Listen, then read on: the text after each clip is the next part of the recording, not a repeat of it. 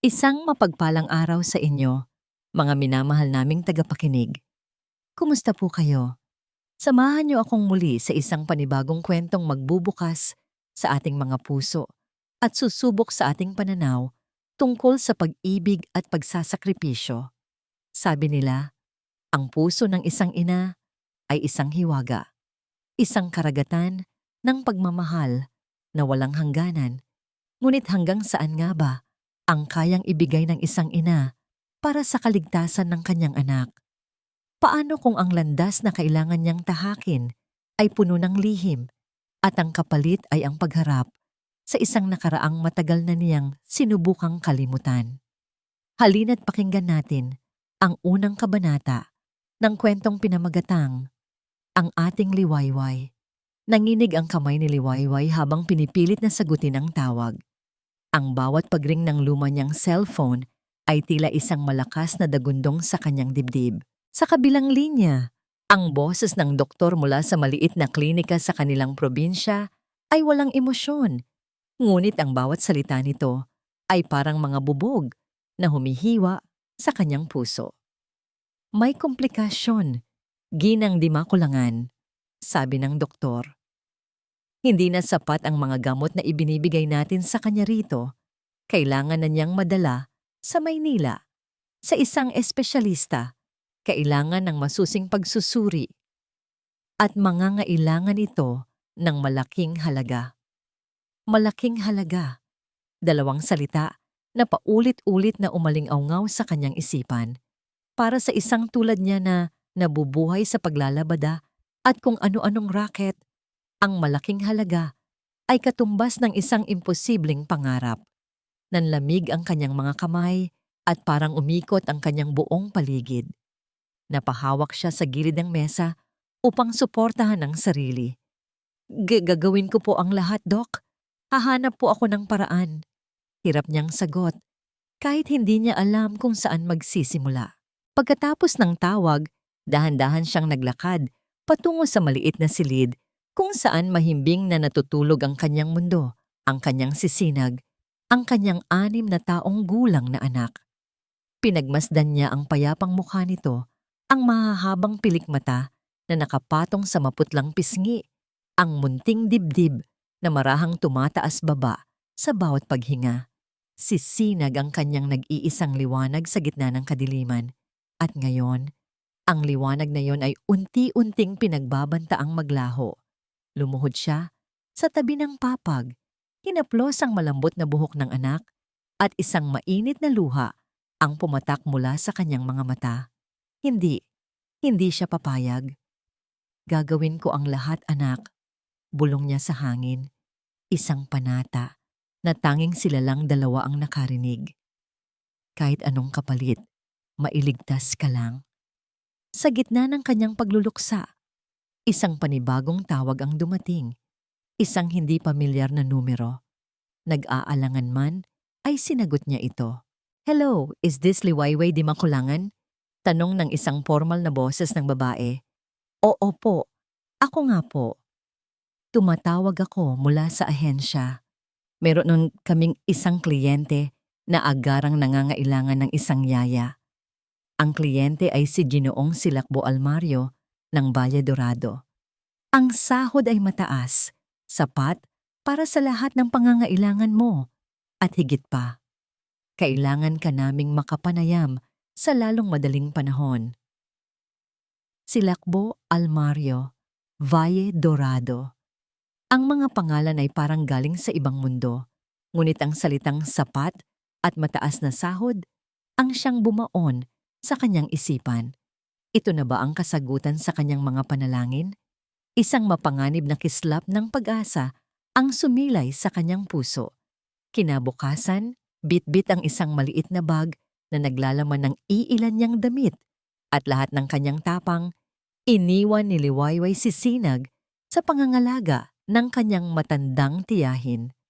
Bawat hakbang palayo sa kanyang anak ay isang kirot, ngunit isiniksik niya sa kanyang isip ang mukha nito. Para ito kay Sinag, para sa kinabukasan nila. Ang biyahe patungong Maynila ay tila isang paglalakbay patungo sa ibang planeta. Ang dating pamilyar na amoy ng dagat at sariwang hangin sa probinsya ng Sansinag ay napalitan ng makapal na usok at ingay ng syudad. At nang sa wakas ay marating niya ang Valle Dorado, pakiramdam niya ay isa siyang langgam na napadpad sa isang hardin ng mga higante. Ang mga bahay ay hindi bahay kundi mga mansyon. Ang mga kalsada ay malilinis at malalawak. Huminto ang sinakyan niyang taxi sa harap ng isang dambuhalang bakal na tarangkahan. Sa likod nito ay isang pader na bato na napakataas. At sa itaas ay nakaukit ang mga salitang Hacienda de la Esperanza. "Miss, hanggang dito na lang po ako," sabi ng driver, tila nag-aalangan ding magtagal.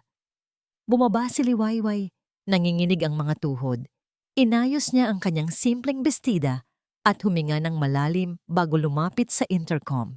Pagkatapos niyang magpakilala, ang tarangkahan ay dahan-dahang bumukas, tila isang bibig na bakal na handa siyang lamunin ng buo. Ang bumungad sa kanya ay isang hardin na mas malaki pa sa buong baryo nila.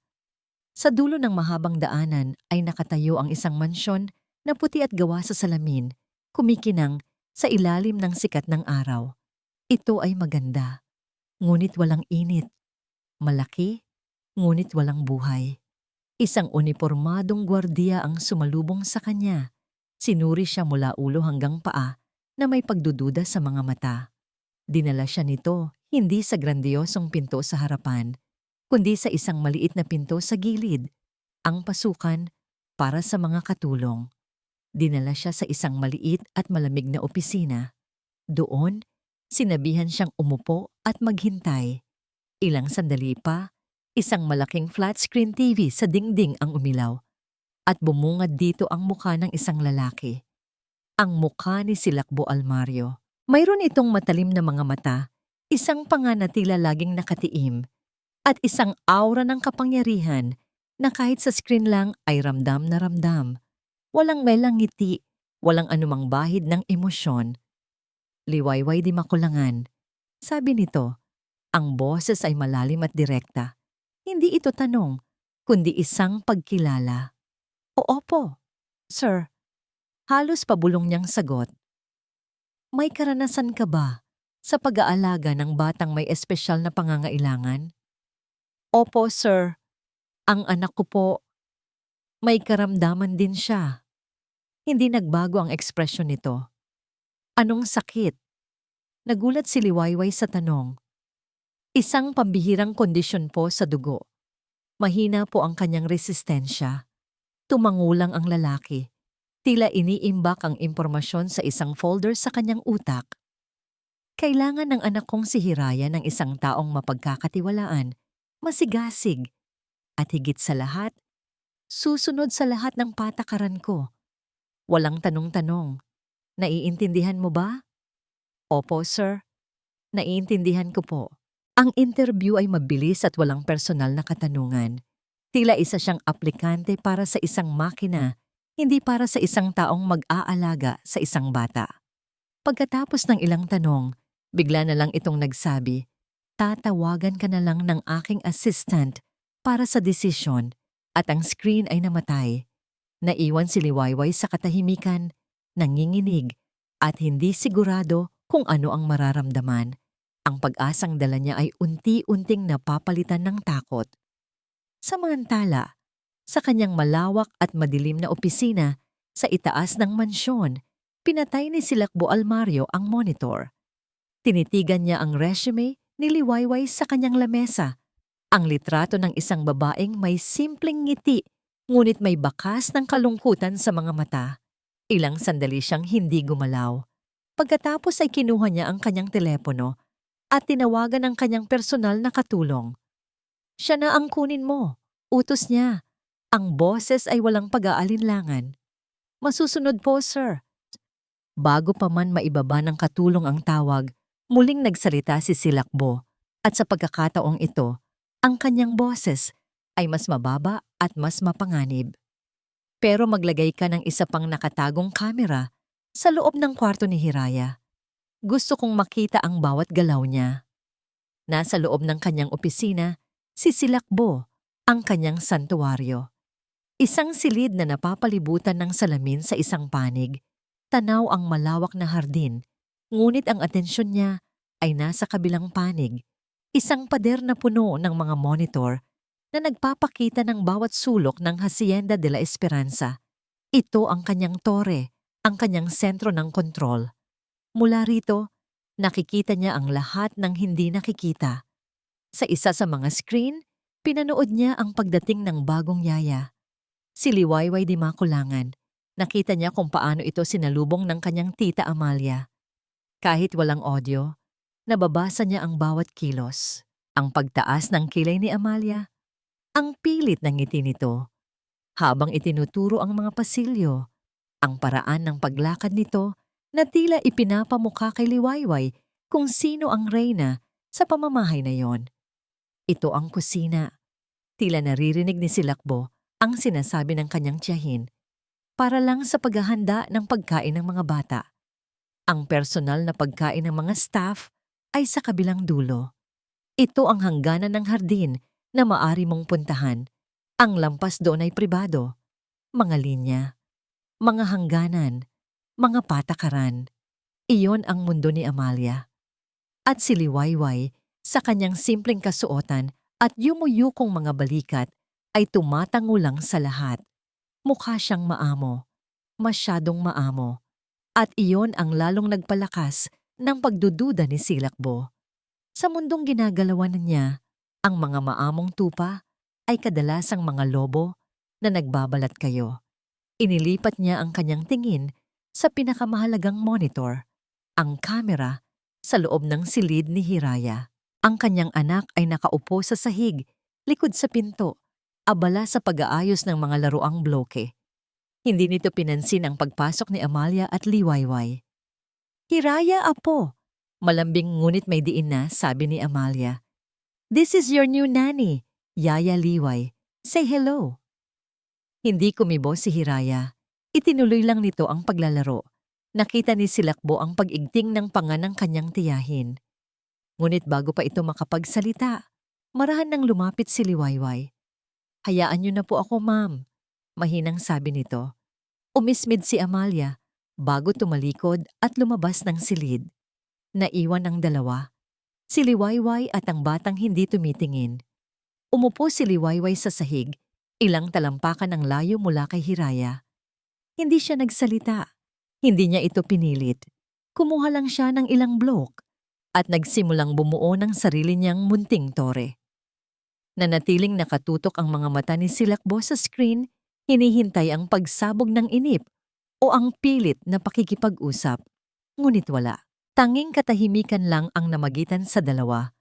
Makalipas ang ilang minuto, nagsalita si Liwayway. Ang boses ay malumanay, tila nakikipag-usap lang sa hangin. "Alam mo ba?" Simula niya. "Sa probinsya namin, may kwento tungkol sa isang ibon na gawa sa mga bituin. Ang pangalan niya ay si Talamaya. Kapag may isang batang malungkot, bumababa raw siya mula sa langit para kantahan ito hanggang sa makatulog." Huminto sa paglalaro si Hiraya. Hindi pa rin ito lumingon, ngunit alam ni Silakbo na nakikinig ito. Pero ang sabi ng mga matatanda, patuloy ni Liwayway, hindi mo siya makikita kung hahanapin mo. Lalapit lang daw siya kapag naramdaman niyang handa ka nang makinig sa kanta niya. Dahan-dahan, dahan-dahan, lumingon si Hiraya. Sumulyap ito kay Liwayway, mga mata puno ng pag-usisa. Ngumiti si Liwayway, isang tunay na ngiti, hindi pilit, at itinuloy ang pagbuo ng kanyang tore. Naramdaman ni Silakbo ang isang bagay na hindi niya inaasahan, isang katiting na paghanga. Ang mga nakaraang yaya ay sinubukan lahat. Laruan, pagkain, pilit na yakap. Lahat sila ay nabigo. Ngunit ang babaeng ito, sa loob lamang ng ilang minuto, ay nagawa ang hindi nila nagawa. Nakuha niya ang atensyon ni Hiraya. Habang nagpapatuloy ang araw, hindi maialis ni Silakbo ang kanyang mga mata sa monitor. Pinanood niya kung paano sinubuan ni Liwayway si Hiraya ng pagkain, kung paano nito inayos ang mga gamit sa silid nang walang ingay, at kung paano ito laging may distansya pero laging naroon. Nang hapon na yon, habang tinutulungan ni Liwayway si Hiraya na magligpit ng mga laruan, isang tore ng mga blok ang aksidenteng natabig at gumuho. Mabilis na yumuko si Liwayway para saluhin ang mga ito bago pa man tumama sa paa ng bata. "Hala, ingat," sabi niya. Sa mabilis na kilos na yon, bahagyang umakyat ang manggas ng kanyang blusa. At doon, sa ilalim ng artipisyal na ilaw ng silid, nakikita ito ni Silakbo. Isang mahabang peklat sa kanang braso ni Liwayway, mula malapit sa siko hanggang sa gitna ng kanyang bisig. Hindi ito isang maliit na marka. Ito ay isang tanda. Isang tanda na tila pamilyar. Napahilig si Silakbo palapit sa screen, nanlalaki ang mga mata. Parang huminto ang pag-ikot ng mundo. Anong? Freeze frame! Utos niya sa computer system. Ang imahe sa monitor ay huminto. Nakatutok sa babaeng nakayuko. Ang braso nito ay malinaw na nakikita. Zoom! Enhance! Lumaki ang imahe sa screen. Ang peklat, walang duda. Para siyang sinampal ng isang multo mula sa nakaraan. Ang tibok ng kanyang puso ay biglang bumilis, dumadagundong sa kanyang mga tainga. Hindi ito isang ordinaryong peklat. Ito ang peklat na yon. Mabilis niyang isinara ang kanyang laptop. Ang tunog ng pagbagsak nito ay umalingaw-ngaw sa tahimik na opisina. Napatayo siya. Ang paghinga ay mabigat at mabilis. Hindi maaari. Nanginginig ang mga kamay, lumakad siya patungo sa isang pader na mukhang ordinaryong estante ng mga libro. Pindot niya ang isang nakatagong buton at ang isang bahagi nito ay umusog. Inilalabas ang isang bakal na pinto ng isang vault. Mabilis niyang inilagay ang kanyang thumbprint at pinasok ang code. Sa loob, sa gitna ng mga dokumento ng negosyo at mga alahas ng pamilya, ay may isang maliit na kahon na gawa sa kahoy. Matagal na mula noong huli niya itong binuksan. 5 taon. 6. Hindi na niya matandaan. Kinuha niya ang kahon, dinala sa kanyang mesa at binuksan ito. Sa loob ay may iisang bagay lang. Isang lumang litrato, malabo. Kinuha ito ng isang pribadong investigador na inupahan ng kanyang ama noon.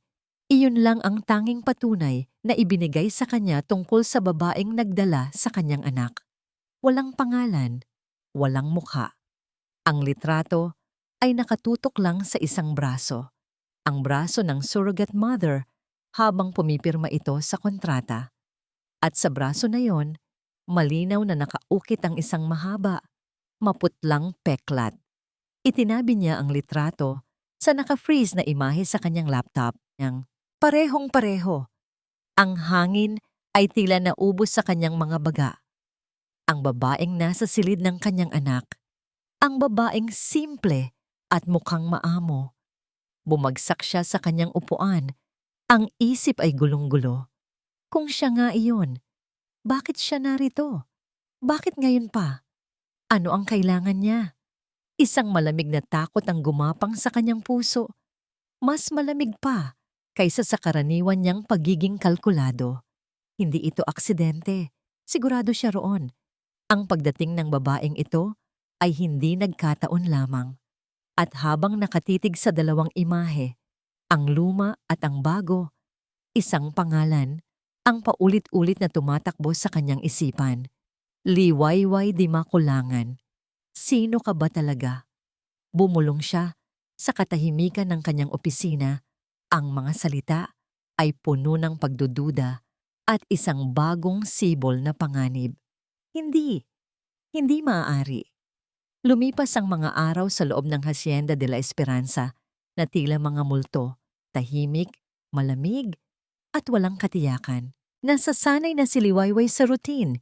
Gigising bago pa sumikat ang araw, ihahanda ang mga pangangailangan ni Hiraya at gugugulin ang buong maghapon sa loob ng malawak na silid laruan na mas malaki pa sa dati nilang bahay. Ang tanging nagbibigay kulay sa kanyang maghapon ay ang unti-unting pagbabago sa batang kanyang inaalagaan. Si Hiraya ay hindi pa rin nagsasalita, ngunit ang mga mata nito ay nagsisimula ng mangusap. Hindi na ito laging nakatalikod. Minsan, nahuhuli niya itong nakatingin sa kanya, tila pinag-aaralan ang bawat galaw niya. At kapag naglalaro sila, paminsan-minsan ay iniaabot na nito sa kanya ang isang laruan, isang maliit na paanyaya sa mundo nitong napapalibutan ng katahimikan. Isang hapon, habang magkatabi silang nakaupo sa sahig at nagbubuo ng isang puzzle, hindi napigilan ni Liwayway na isipin ang sarili niyang anak. Ang pangungulila ay isang matalim na kirot sa kanyang dibdib. May isa pa akong sinag sa probinsya. Mahina niyang sabi, hindi sigurado kung nakikinig ba ang bata. Ang pangalan niya ay Sinag, kasi siya ang araw ko. Kapag ngumingiti siya, parang nagiging maliwanag ang lahat. Nagpatuloy siya sa pagsasalita. Ang boses ay puno ng pagmamahal. Mahilig din siyang maglaro ng ganito. Pero mas gusto niya yung mga laruang kotse. Lagi niyang pinagkakarera ang mga yon sa sahig na lupa sa aming bakuran. Huminto sa paglalaro si Hiraya. Dahan-dahan itong lumingon sa kanya, ang malalaking mata ay nakatitig sa kanya, puno ng isang emosyon na hindi niya mabasa, isang halo ng pag-usisa at pag-unawa. Dahan-dahan, itinaas ng bata ang munti nitong kamay at marahang ipinatong sa kamay ni Liwayway na nakapatong sa ibabaw ng puzzle. Iyon lang, isang simpleng dampi, ngunit para kay Liwayway, ang kilos na yon ay parang isang mainit na yakap. Napangiti siya at sa unang pagkakataon, sa loob ng ilang araw, ang ngiting iyon ay umabot sa kanyang mga mata. Nang gabing iyon, nahihirapang makatulog si Hiraya. Pabiling-biling ito sa malawak nitong kama. Ang kumot ay laging nasisipa palayo. Alam ni Liwayway ang mga gabing ganito. Naranasan na niya ito nang hindi mabilang na beses kay Sinag. Umupo siya sa gilid ng kama at marahang hinaplos ang buhok ng bata. At pagkatapos, sa halos pabulong na tinig, nagsimula siyang umawit, isang himig na luma. Simple at puno ng pag-ibig. Isang kantang pampatulog na itinuro sa kanya ng kanyang ina, na itinuro naman dito ng ina nito. Isang oyayi na naglalaman ng mga henerasyon ng pagmamahal at pag-aaruga. Sa labas ng pinto, sa dilim ng pasilyo, nakatayo si Silakbo. Matapos ang nakita niya sa monitor, kaninang hapon, ang peklat, hindi na siya mapakali. Ang plano niya ay magmasid lang mula sa kanyang opisina, ngunit ang himig na nagmumula sa silid ni Hiraya ay tila isang magnet na humila sa kanya. Hindi niya maintindihan. Ang bawat nota ng kanta ay parang pumupuno sa isang bahagi ng kanyang pagkatao na hindi niya alam na hungkag pala. Ang mansyon na ito, na laging puno ang nakabibinging katahimikan o pormal na mga utos, ay napuno ngayon ng isang tunog na dalisay at payapa. Sumandal siya sa pader, ipinikit ang mga mata, at hinayaan ang sarili na pakinggan lang.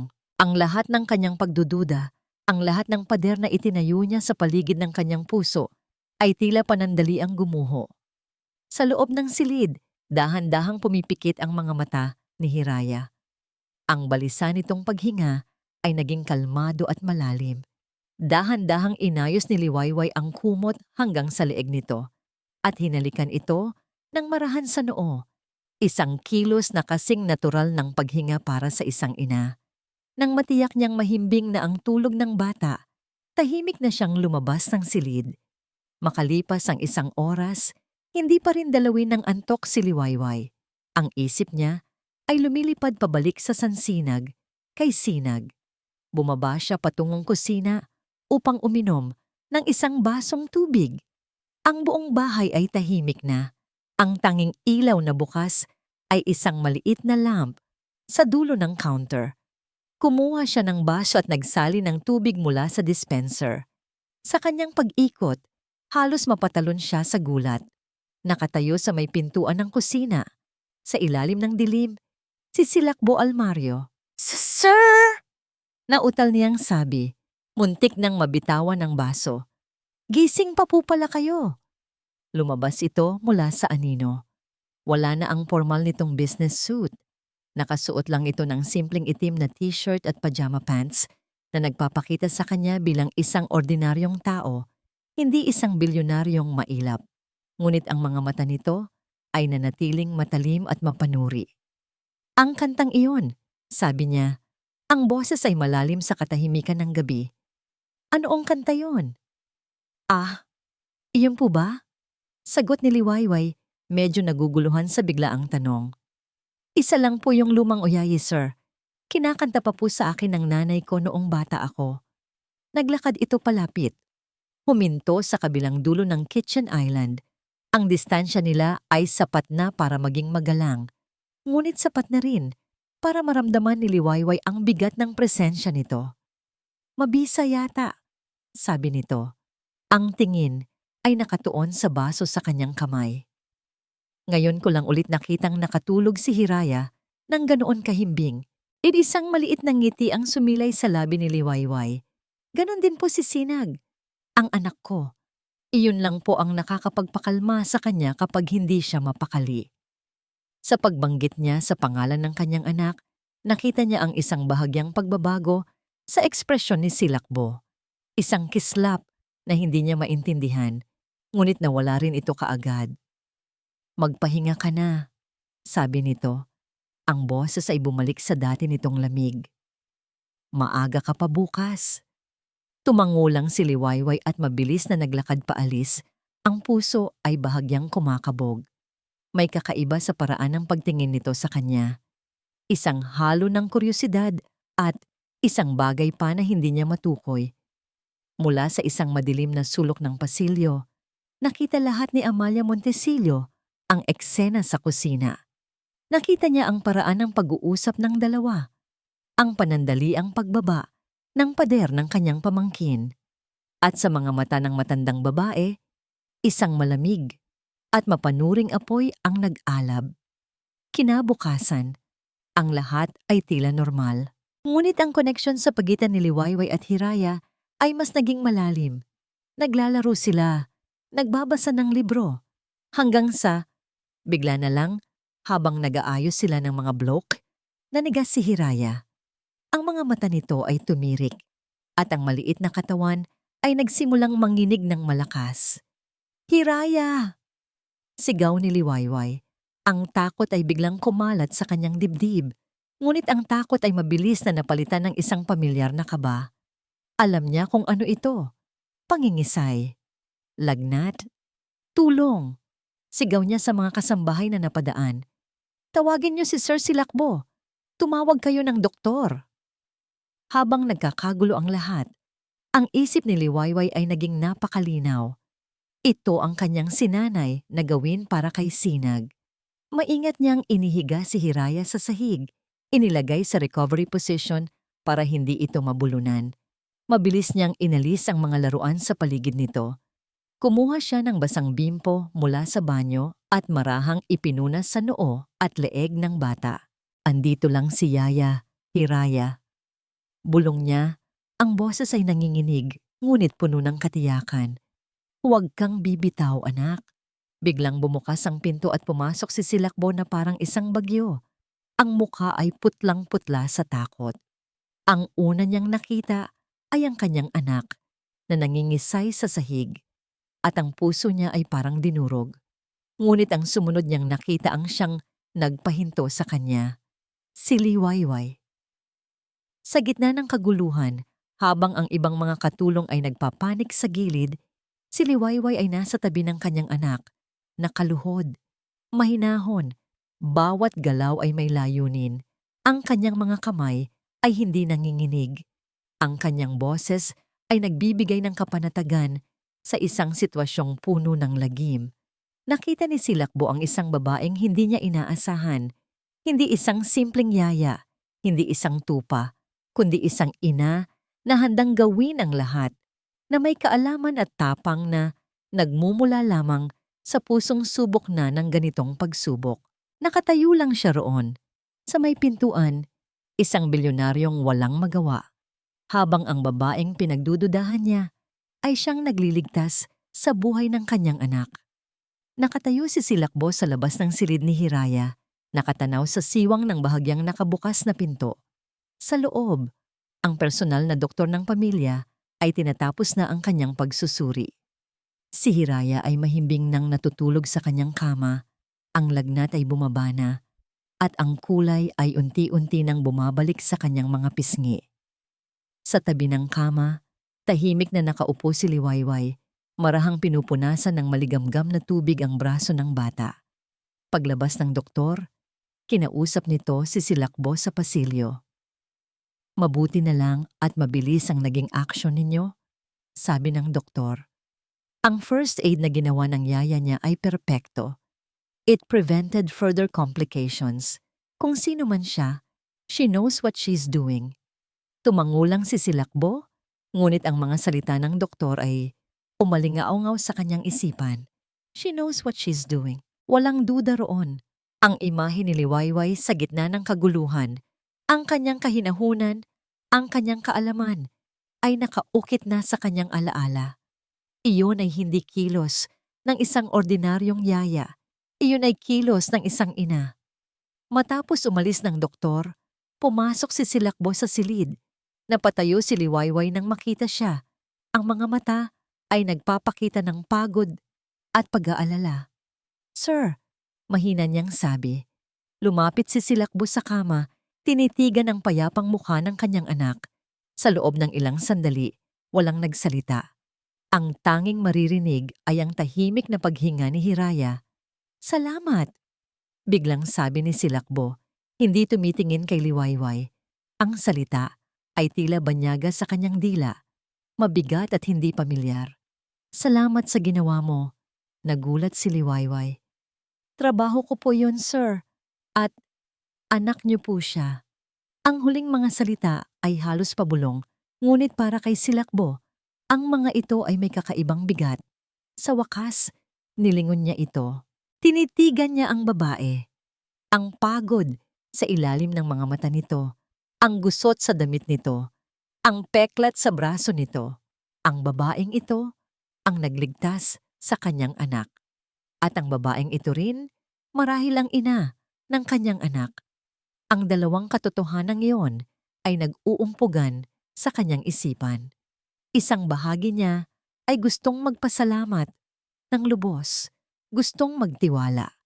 Ngunit ang isa pang bahagi, ang bahaging sinanay ng kanyang ama na maging mapanuri at walang puso, ay sumisigaw ng panganib. "Magpahinga ka na muna," sabi niya. "Ang boses ay mas mantitimi ay mas malambot kaysa sa karaniwan. Ako na muna ang magbabantay sa kanya." Nag-aalangan man, ay tumango si Liwayway at tahimik na lumabas ng silid. Naiwan si Silakbo, mag-isa kasama ang kanyang anak at ang kanyang mga iniisip. Umupo siya sa upuang inupuan ni Liwayway kanina. Hinawakan niya ang maliit na kamay ni Hiraya at isang pamilyar na galit ang bumalik sa kanya. Galit sa kahinaan ng kanyang anak, galit sa sarili dahil hindi niya ito maprotektahan sa lahat ng oras, at galit sa isang nakaraang puno ng kasinungalingan. Bumalik siya sa kanyang opisina. Ang isip ay hindi mapakali.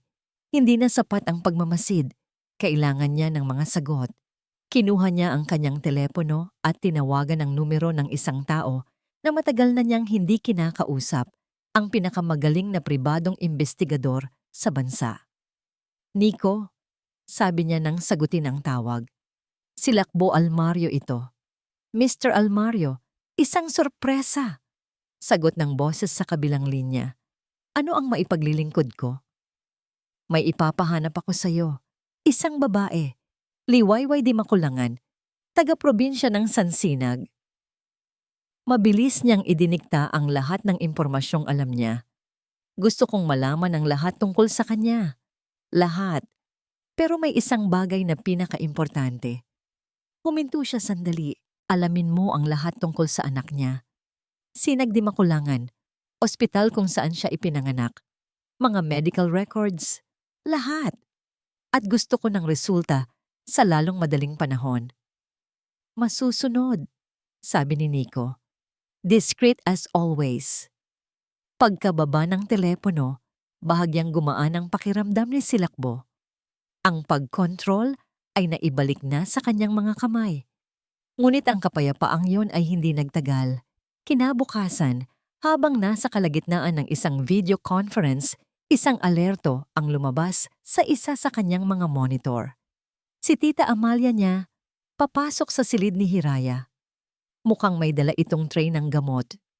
Ngunit sa halip na ibigay ito kay Liwayway, nakita ni Silakbo kung paano ito lumingalinga at nang matiyak na walang nakatingin, maingat nitong inilagay ang bote ng gamot sa ilalim ng isang unan sa sofa sa sulok ng silid laruan. Kumunot ang noo ni Silakbo. Ano ang ginagawa nito? Ilang sandali pa, pumasok si Liwayway. Oras na po ng gamot ni Hiraya, ma'am. Narinig niya mula sa audio feed. Nasa ibabaw lang ng cabinet kanina. Sagot ni Amalia. Ang boses ay nagpapanggap na nag-aalala. Hindi mo ba nakita? Naku, napaka-importante pa naman yon. Baka kung saan mo na naman nailagay. Napakaburara mo naman. Nakita ni Silakbo ang pagkalito sa mukha ni Liwayway. Pero ma'am, sigurado po akong, "Huwag ka ng mga tuwiran," putol ni Amalia. Hanapin mo. Bawat minuto ay mahalaga para sa bata. Mula sa kanyang opisina, nanonood si Silakbo. Ang mga kamay ay nakakuyom sa ibabaw ng mesa. Ang dumi ng laro ng kanyang tiyahin. Ngunit sa halip na magpanik, nakita niya kung paano huminga ng malalim si Liwayway. Nagsimula itong maghanap, hindi sa paraang natataranta, kundi sa paraang sistematiko. Tiningnan niya ang cabinet. Pagkatapos ay ang bedside table, at pagkatapos, huminto ito at tila nag-isip. Lumapit ito kay Hiraya. Baby Hiraya, naglaro ba kayo ni Lola Amalia malapit sa sofa? Mahinahon niyang tanong. Umiling ang bata. Ngunit ang mga mata ni Liwayway ay nanatili sa sofa. Nilapitan niya ito. Itinaas ang isang unan. Pagkatapos ay ang isa pa. At doon, nakita niya ang bote ng gamot. Itinaas niya ito, hindi para ipakita kay Amalia, kundi para tingnan kung tama ang gamot. Nang makumpirma niya, kumuha siya ng tubig at ipinainom ito kay Hiraya nang walang anumang drama. Nang mga sandaling iyon, hindi na nakatiis si Silakbo. Pinatay niya ang kanyang video conference. "Excuse me," sabi niya sa mga kausap. "I have a family emergency." Mabilis siyang bumaba. Pagpasok niya sa silid, naroon pa rin si Amalia, halatang dismayado dahil hindi nagtagumpay ang kanyang plano. "Tita," sabi ni Silakbo. Ang boses ay malamig at matigas. Nagulat si Amalia. "Bo, nandito ka pala. Itong bago mong yaya. Muntik nang mawala ang gamot ni Hiraya. Mabuti na lang at nakita ko ang lahat," putol ni Silakbo. Ang mga mata ay nakatitig ng diretso sa kanyang tiyahin. Mula sa opisina ko, sa mga kamera ko, ang mukha ni Amalia ay biglang namutla. "Huwag mong subukan ang pasensya ko, tita." Dagdag ni Silakbo, ang bawat salita ay may diin. Lumapit siya at tumayo sa pagitan ni Amalia at Liwayway, isang malinaw na pader. Siya ang yaya ng anak ko, at habang nasa pamamahay ko siya, nasa ilalim siya ng proteksyon ko. Huwag mo na itong uulitin. Ito ang unang pagkakataon na hayagan niyang kinontra ang kanyang tiyahin para sa isang tagalabas. Ang pagkabigla sa mukha ni Amalia ay napalitan ng tahimik na galit. Tumingin ito kay Liwayway nang may pagbabanta bago tumalikod at walang imik na lumabas ng silid. Naiwan ang katahimikan. Si Liwayway ay nakatayo lang doon, nakayuko, halatang naguguluhan at nabigla sa nangyari. "Salamat po, sir," halos pabulong niyang sabi. Hindi sumagot si Silakbo. Tumalikod na rin siya at bumalik sa kanyang opisina. Ang isip ay mas lalong naguguluhan. Pinagtanggol niya siya. Nagtiwala siya sa nakita niya. Ngunit ang hinala ay naroon pa rin. Parang isang makating sugat na hindi maghilom. Umupo siya sa harap ng kanyang computer. Sinubukang ibalik ang atensyon sa trabaho. Ngunit ilang minuto pa lang ang lumilipas, isang email notification ang pumukaw sa kanyang pansin. Galing ito kay Nico, ang investigador. Ang puso ni Silakbo ay biglang kumabog ng mas mabilis. Dahan-dahan niyang iginalaw ang cursor patungo sa email. Ang subject line ay simple, ngunit para sa kanya, ito ang pinakamabigat na mga salitang nabasa niya sa buong araw. Subject: medical file. Sinagdi makulangan. Napahawak siya ng mahigpit sa kanyang mouse.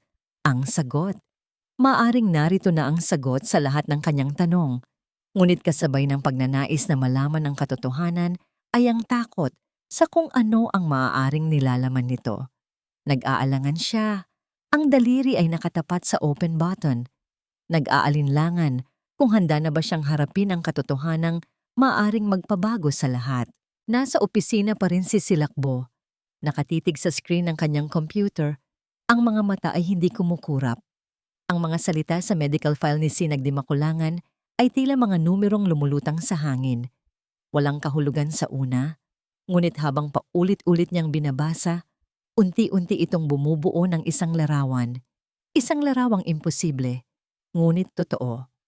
Patient name: Sinag di Makulangan, age 6, diagnosis: aplastic anemia, chronic suspected genetic origin. Remarks: condition is identical to a rare case previously handled by our Manila affiliate. Aplastic anemia, isang pambihirang kondisyon sa dugo. Ang parehong diagnosis, ang parehong pambihirang karamdaman na dumadapos sa kanyang anak, si Hiraya. Hindi maari. Ang tsansa para mangyari ito ay halos zero, maliban na lang kung ang hangin sa silid ay tila biglang kumapal, ang mga dingding ay tila lumalapit. Ang lahat ng kontrol na ipinagmamalaki niya ay biglang naglaho, napalitan ng isang malamig, nakakaparalisang pagkabigla. Ang peklat, ang oyayi, ang kahusayan sa pag-aalaga. At ngayon, ito. Iisang tanong ang umalingaw-ngaw sa kanyang isipan, paulit-ulit, na parang sirang plaka. Sino ka ba talaga? Liwayway di Makulangan. Samantala, sa kabilang bahagi ng mansyon, sa maliit na silid na inilaan para sa kanya, tahimik na tinutupi ni Liwayway ang mga damit ni Hiraya. Bawat damit na kanyang inaayos ay nagpapaalala sa kanya ng mga damit ni Sinag. Ang bawat tawa ni Hiraya ay nagpapaalala sa kanya ng halakhak na namimiss na niya. Ang pangungulila ay isang bukas na sugat na hindi kailanman naghihilom. Biglang nag-vibrate ang kanyang cellphone sa ibabaw ng kama. Ang puso niya ay lumundag sa pag-asa at takot. Ang kanyang tiyahin. "Tiya, kumusta po?" Mabilis niyang sagot.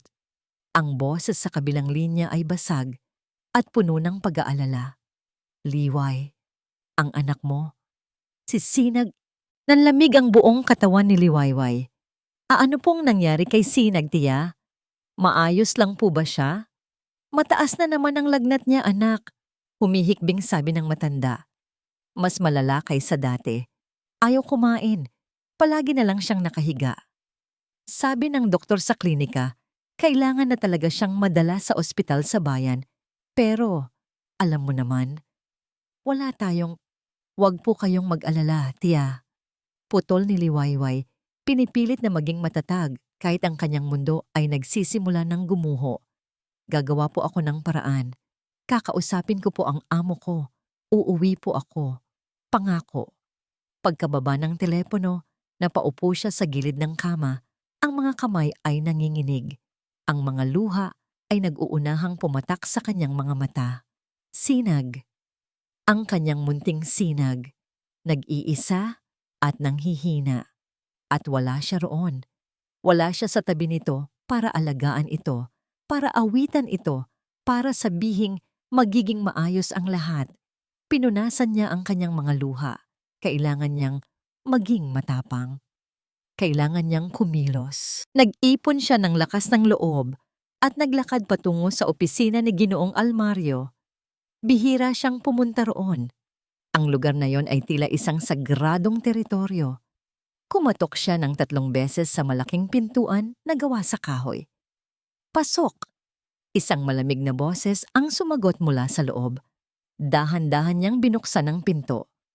Naabutan niya si Silakbo na nakatayo malapit sa bintanang salamin, Nakatalikod sa kanya, tanaw ang hardin sa labas, ngunit may kakaiba sa tindig nito.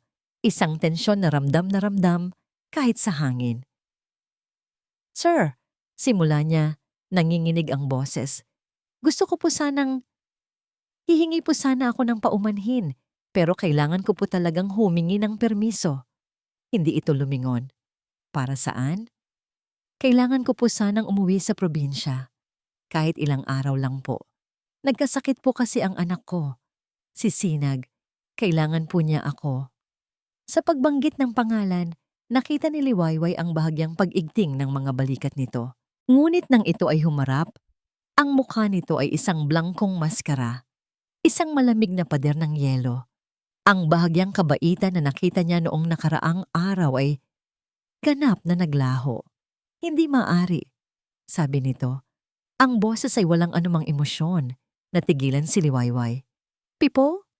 Pero sir, emergency po. Babalik din po ako kaagad. Ibabawas niyo na lang po sa sahod ko." "Ang kontrata mo ay malinaw," putol nito. Ang mga mata ay matalim na nakatitig sa kanya. "Walang leave sa unang 3 buwan. Binabayaran ka para manatili rito. Ang anak ko, ang kailangan mong alagaan. Kailangan ka niya." Ang bawat salita ay parang isang sampal. Ang pagiging makatwiran ay tila 10 ulit na mas masakit kaysa sa isang sigaw. "Pero sir, hindi niyo po naiintindihan. Ang anak ko po." "Naiintindihan ko," sabi nito. Ang boses ay mas lalo pang lumamig. "Naiintindihan kong may trabaho kang kailangang gawin at inaasahan kong gagawin mo yon." Hindi makapaniwala si Liwayway sa kanyang naririnig. Ang lalaking pinasalamatan siya kagabi, ang lalaking nagtanggol sa kanya laban sa tiyahin nito, ay siya ring lalaking nasa harap niya ngayon. Isang taong walang puso at walang pakialam sa paghihirap ng iba. Ang pag-asa niya ay naging abo. Ang paghanga ay naging galit at pagkadismaya. "Ganoon po ba?" sabi niya. Ang panginginig sa kanyang boses ay napalitan ng isang mapait na katatagan. "Isa lang pala talaga akong katulong sa paningin ninyo. Isang makinang binabayaran para mag-alaga sa anak ninyo, habang ang sarili kong anak ay nag-aagaw buhay." Tinalikuran niya ito bago pa niya makita ang anumang reaksyon sa mukha nito. Mabilis siyang lumabas ng opisina, isinara ang pinto ng may bahagyang puwersa at tumakbo pabalik sa kanyang silid. Ang mga luha ay muling dumadaloy nang walang tigil. Sa loob ng opisina, naiwan si Silakbo, hindi gumagalaw. Ang mga salita ni Liwayway ay tumama sa kanya ng mas malakas kaysa sa inaasahan niya. Hindi niya ito ginawa dahil sa kawalan ng puso. Ginawa niya ito dahil sa takot. Dahil sa pagkalito. Ang medical file ay bukas pa rin sa kanyang screen. Kung hahayaan niya siyang umalis, paano kung hindi na ito bumalik? Paano kung ang lahat ng ito ay isang plano para makuha ang tiwala niya at pagkatapos ay mawala na lang? Kung ang 2 bata ay magkapatid, ano ang ibig sabihin ninyon para sa kanilang lahat? Napahilamos siya sa kanyang mukha. Gulong-gulo ang kanyang isip. Ngunit habang nakatayo roon, sa gitna ng kanyang magarang opisina, isang bagay ang naging malinaw. Hindi niya maaaring basta na lang paniwalaan ang isang dokumento. Hindi niya maaaring basta na lang itaboy ang babaeng nagligtas sa kanyang anak. Kailangan niyang malaman ang buong katotohanan. At may isang paraan lang para gawin iyon. Kinuha niya ang kanyang telepono at tinawagan ang kanyang assistant. "Mag-book ka ng flight para sa akin?" Utos niya. Ang boses ay puno ng isang bagong determinasyon. "Papuntang probinsya ng Sansinag. Bukas na bukas din." Huminto siya sandali. "At gawin mo itong pribado. Ayokong may makaalam. Lalo na si Liwayway." Ibaba niya ang telepono at muling tumingin sa bintana. "Kailangan kong makita ang batang iyon." Bulong niya sa sarili. "Kailangan kong makita siya gamit ang sarili kong mga mata." Ang init sa probinsya ng Sansinag ay tila ibang-iba sa init ng Maynila. Dito, Ang init ay may kasamang alat ng hangin mula sa dagat at alikabok mula sa mga kalsadang hindi sementado. Bumaba si Silakbo mula sa inarkila niyang sasakyan, suot ang isang simpleng polo shirt, baseball cap, at madilim na salamin. Isang balatkayo na alam niyang hindi perpekto, ngunit sapat na para hindi siya agad makilala. Sa unang pagkakataon, sa loob ng maraming taon, naramdaman niyang wala siya sa kanyang teritoryo. Ang kapangyarihan ng pangalang Almario ay walang silbi rito. Isa lang siyang dayuhan sa isang maliit na baryo kung saan ang lahat ay magkakakilala. Sinunod niya ang direksyong ibinigay ng kanyang investigador. Isang maliit na eskinita, ilang metro mula sa dalampasigan. Ang mga bahay ay dikit-dikit, gawa sa pinagtagpi-tagping yero at kahoy.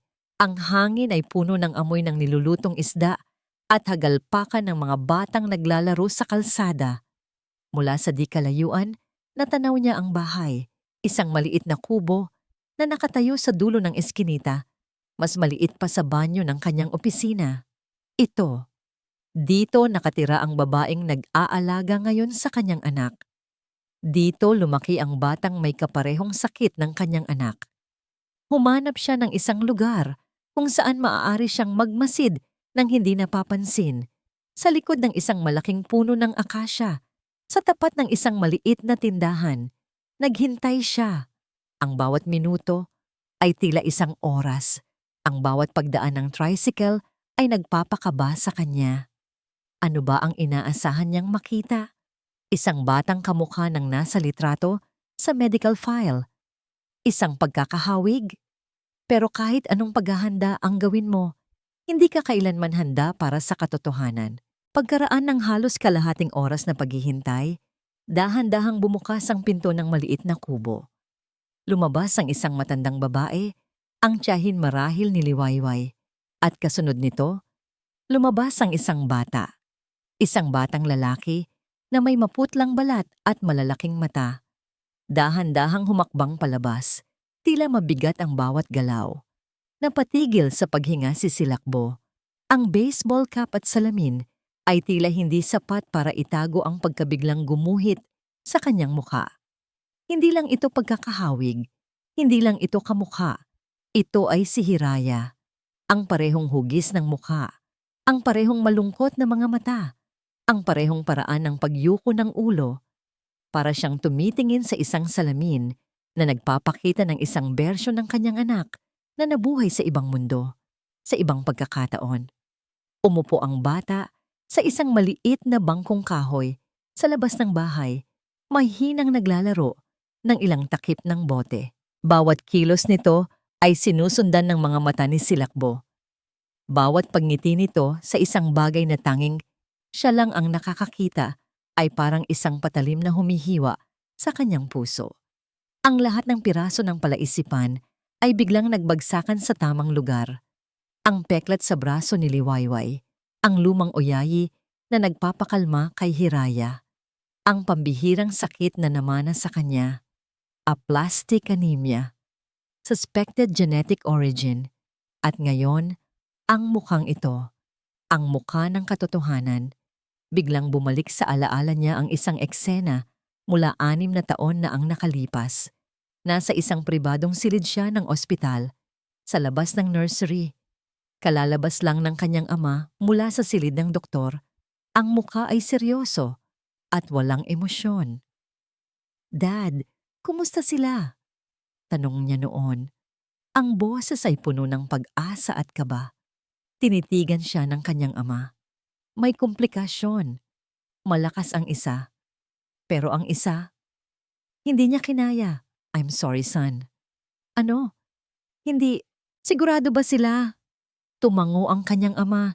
Ipinatong ang isang kamay sa kanyang balikat. "It's a tragedy. But perhaps, it's for the best. Mas simple ang lahat. Mas walang gulo. Isang tagapagmana lang. Kalimutan mo na ang nangyari. Mag-focus ka sa anak mong nabuhay. Mas simple ang lahat. Mas walang gulo." Ang mga salitang yun noon ay parang isang pampalubag loob. Ngayon, Ang mga ito ay tunog ng pinakamatinding pagtataksil. Nagsinungaling ang kanyang ama. Nagsinungaling ito sa kanya. Ang batang pinaniwalaan niyang patay ay nasa harap niya ngayon, humihinga, nabubuhay sa kahirapan habang ang kakambal nito ay lumalaki sa isang palasyo. Pinaghiwalay sila. Ipinagkait sa isa't isa. Ipinagkait sa kanya. Isang nag-aalab na galit, mas mainit pa sa sikat ng araw sa sansinag, ang biglang pumuno sa kanyang buong pagkatao. Galit sa kanyang ama. Galit sa lahat ng taong may alam sa kasinungalingang ito. Dahan-dahan siyang tumalikod. Ang mga kamay ay nakakuyom ng napakahigpit. Naglakad siya pabalik sa kanyang sasakyan. Bawat hakbang ay mabigat. Pagpasok niya, isinuntok niya ang manibela nang paulit-ulit. Ang tunog ay nababasag sa katahimikan ng sasakyan. Sumandal siya sa upuan. Ang paghinga ay mabigat at pagod. At sa unang pagkakataon, mula noong siya ay bata pa, naramdaman niya ang pagtulo ng mainit na luha sa kanyang mga pisngi. Luha ng pagsisisi, luha ng galit, luha para sa dalawang anak na pinagkaitan ng pagkakataong lumaki ng magkasama. Luha para sa 6 na taon na ninakaw sa kanya. Pinunasan niya ang kanyang mga luha gamit ang likod ng kanyang kamay. Ang kalungkutan ay mabilis na napalitan ng isang malamig at matigas na determinasyon. Tapos na ang pagdadalamhati. Oras na para kumilos. Kinuha niya ang kanyang telepono. Hindi ang kanyang assistant ang tinawagan niya, kundi ang kanyang pinagkakatiwalaang abogado. Ngunit bago yon, may isa pa siyang kailangang gawin. Kailangan niyang malaman kung sino ang kasabwat ng kanyang ama. At isa lang ang nasa isip niya, ang taong laging nasa tabi nito, ang taong nagpapatakbo ng kanyang pamamahay.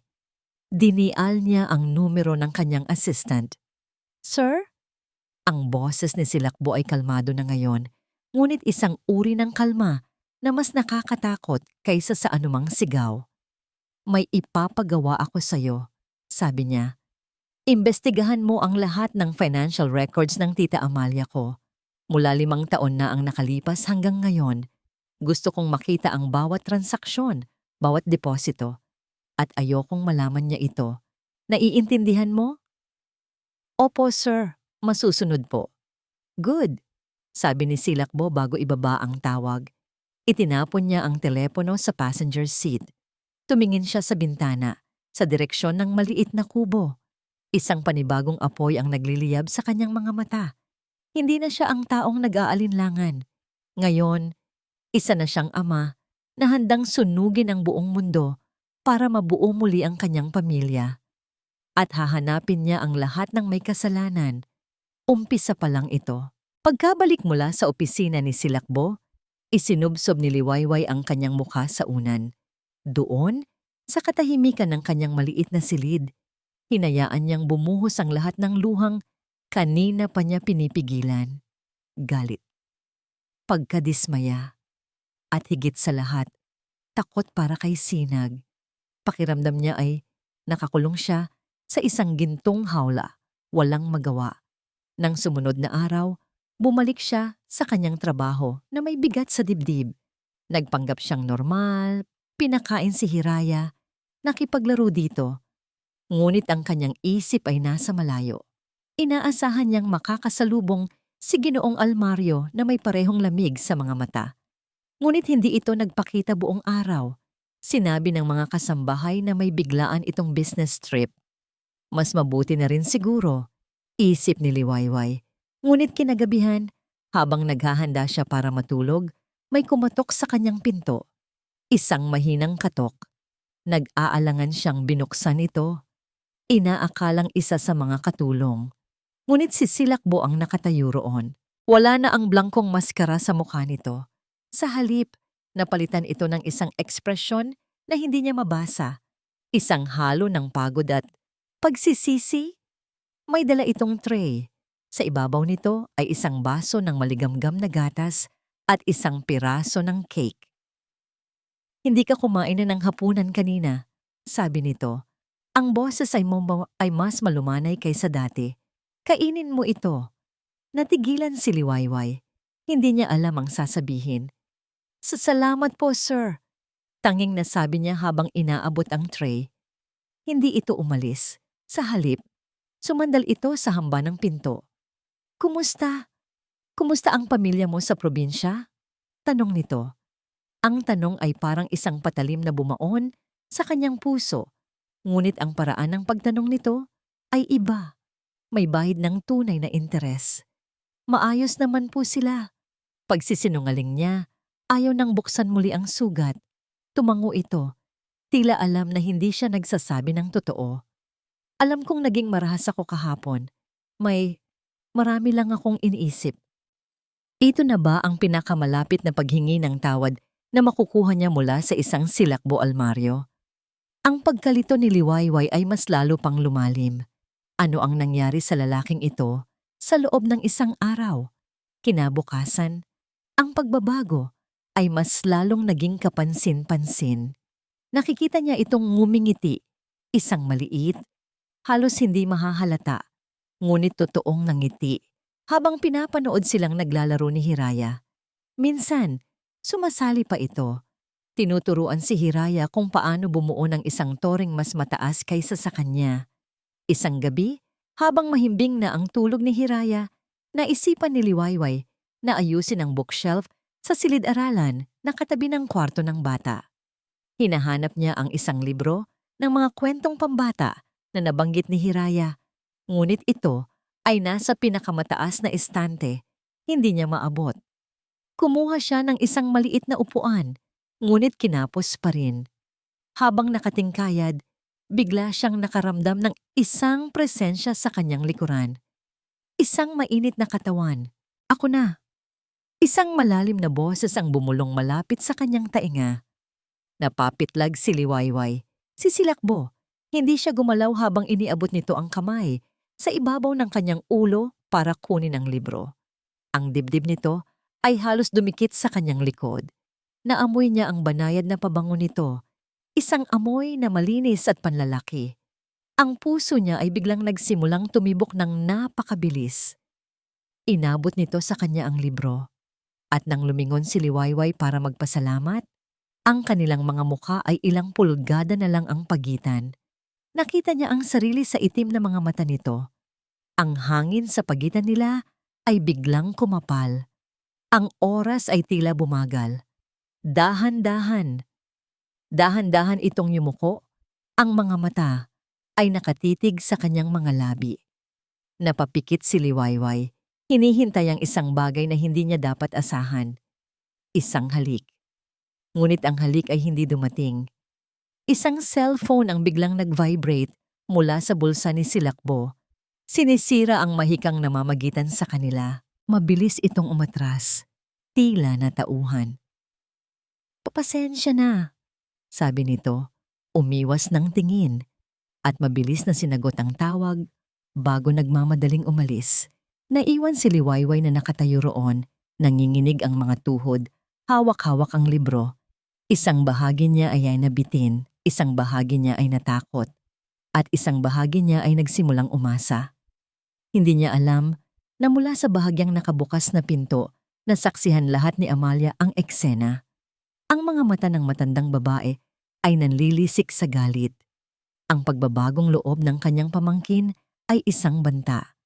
Ang yaya na ito, na itinuring niyang isang langgam, ay nagiging isang ahas na unti-unting pumupulupot sa leeg ng kanilang pamilya. Kinabukasan, habang abala si Liwayway sa pag-aasikaso kay Hiraya sa playroom, tahimik na pumasok si Amalia sa kanyang silid. Ang tingin nito ay puno ng pandidiri habang minamasdan ang kaayusan at simpleng mga gamit.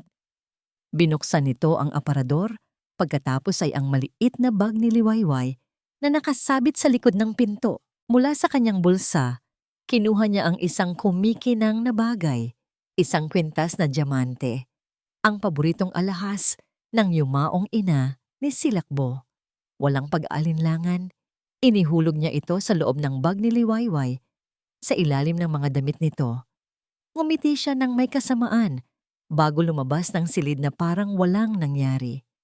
Ilang oras ang lumipas, habang naghahapunan, biglang tumayo si Amalia. Ang muka ay nagpapanggap na puno ng pagkatakot. Nawawala. Sigaw niya, sapat para marinig ng lahat ng kasambahay. Ang kwintas ni Mama, ang kwintas na diamante. Nagkagulo ang lahat. Si Silakbo na kadarating lang ay kumunot ang noo. Tita, baka kung saan mo lang nailagay. Hindi, dito ko lang yon iniwan sa aking silid. Giit ni Amalia, ang mga mata ay pasimpleng sumusulyap kay Liwayway. Kailangan nating hanapin. Isang napakahalagang pamana iyon. Tumingin siya sa mga katulong. Para maging patas sa lahat, kailangan nating halughugin ang lahat ng silid. Simulan natin sa mga kwarto ng mga staff. Nagsimula ang paghahanap. Bawat isa ay kinakabahan. Ngunit si Liwayway ay kalmado lang. Alam niyang wala siyang kasalanan. Hanggang sa marating nila ang kanyang silid. Si Amalia mismo ang nagboluntaryong maghanap. Binuksan nito ang aparador. Walang nakita. Pagkatapos, kinuha nito ang luma niyang bag. Dahan-dahan nitong binuksan ito, ipinasok ang kamay, at pagkatapos ay dahan-dahang inilabas. Ang isang kumikinang na kwintas. Ang lahat ay napasinghap. Nanlaki ang mga mata ni Liwayway. Ang hangin ay tila naubos sa kanyang baga. Hindi. Paano? Nakatitig siya sa kwintas, pagkatapos ay kay Amalia. Doon, nakita niya ang isang nangiting nagtatagumpay sa mga labi ng matandang babae. Isang nangiting puno ng lason. Sabi ko na nga ba? Sabi ni Amalia. Ang boses ay mataginting sa katahimikan. Itinaas nito ang kwintas para makita ng lahat. Ang mga taong tulad mo, mga magnanakaw lang talaga. Nakatayo si Silakbo sa gitna ng kaguluhan, ngunit ang kanyang isipan ay napakalinaw. Tinitigan niya ang nanginginig na si Liwayway, pagkatapos ay ang nagtatagumpay ng ngiti sa labi ng kanyang tita Amalia. Nakita niya ang mga mapanghusgang tingin ng ibang mga katulong. Ang lahat ay umaayon sa isang perpektong bitag. Isang bitag na para sa kanya ay kasing linaw ng salamin. Sir, kita niyo na, sabi ni Amalia. Itinaas ang kwintas na parang isang tropeyo. Isang magnanakaw ang pinapasok mo sa pamamahay mo. Dapat na itong itawag sa pulis. Hindi kumibo si Silakbo. Sa halip, dahan-dahan siyang lumakad. Ngunit hindi papunta kay Amalia. Lumapit siya kay Liwayway na nakayuko at umiiyak ng tahimik. Ako na ang bahala rito, tita, sabi ni Silakbo. Ang boses ay kalmado, ngunit may bigat na nagpatahimik sa buong silid. Hindi niya tinitingnan ang kanyang tiyahin. Ang mga mata niya ay nakatuon lamang kay Liwayway. Pero sinabi kong ako na ang bahala, ulit niya. Sa pagkakataong ito ay may diin na nagpapakita ng hindi matitinag na awtoridad. Walang salitang hinawakan niya si Liwayway sa braso. Hindi marahas, ngunit may kapanatagan. Halika, sabi niya. Mag-usap tayo. Hinila niya ito, palayo sa mga mapanuring mata, palabas ng mansyon, patungo sa kadiliman ng hardin. Dinala niya ito sa gitna, sa ilalim ng kalangitan na puno ng libo-libong bituin. Binitawan niya ito at humarap. Ang mukha ni Liwayway ay basang-basa ng luha, ang mga mata ay puno ng sakit at kawalan ng pag-asa. Sir, maniwala po kayo sa akin. Humihikbi niyang sabi. Hindi ko po ninakaw yon. Hindi ko po alam kung paano yon napunta sa bag ko. Pinaratangan lang po nila ako. Hindi yon ang gusto kong malaman. Putol ni Silakbo. Ang boses ay seryoso, ngunit hindi galit. Alam kong hindi mo yon kinuha. Alam kong pakana niya yon. Natigilan si Liwayway. Napatingala siya. Ang mga mata ay puno ng pagkalito. Papo! Ang tanong ko, Liwayway, ay simple lang. Sabi ni Silakbo. Humakbang palapit. Ang tanging liwanag sa pagitan nila ay ang malambot na sinag ng buwan. Bakit? Bakit ka bumalik dito? Sabihin mo sa akin ang totoong dahilan. Sabihin mo sa akin ang katotohanan. Ang tanong na yon, ang paraan ng pagtanong niya na tila tumatagos sa kanyang kaluluwa, ang siyang tuluyang sumira sa lahat ng pader na itinayo ni Liwayway sa paligid ng kanyang puso. Ang lahat ng kanyang pagtitiis, lahat ng kanyang sakripisyo, lahat ng takot na kinimkim niya sa loob ng 6 na taon ay biglang bumuhos. Dahil wala na po akong ibang mapuntahan. Sigaw niya sa gitna ng kanyang mga hikbi. Dahil kailangan ko ng pera. Dahil kailangan kong iligtas ang anak ko. Anong koneksyon ng anak mo rito? Tanong ni Silakbo, kahit alam na niya ang sagot. Kailangan niyang marinig ito mula sa kanya. Hindi niyo na po ba natatandaan? Sabi ni Liwayway, ang boses ay basag. Ang peklat na ito, itinaas niya ang kanyang braso, ipinakita ang tanda na una niyang nakita sa kamera. 6 na taon na ang nakalipas. Ako po yung babae noon. Ang babaeng pumirma sa kontrata. Ang babaeng nagdala sa sinapupunan niya. Kay Hirya. Huminto ang mundo ni Silakbo. Kahit inaasahan na niya ito, ang marinig ang pag-amin mula sa bibig nito ay may ibang epekto. Sinabi nila sa akin na namatay ang isa. Patuloy ni Liwayway, ang bawat salita ay puno ng sakit. Sinabi nila na isa lang ang nabuhay.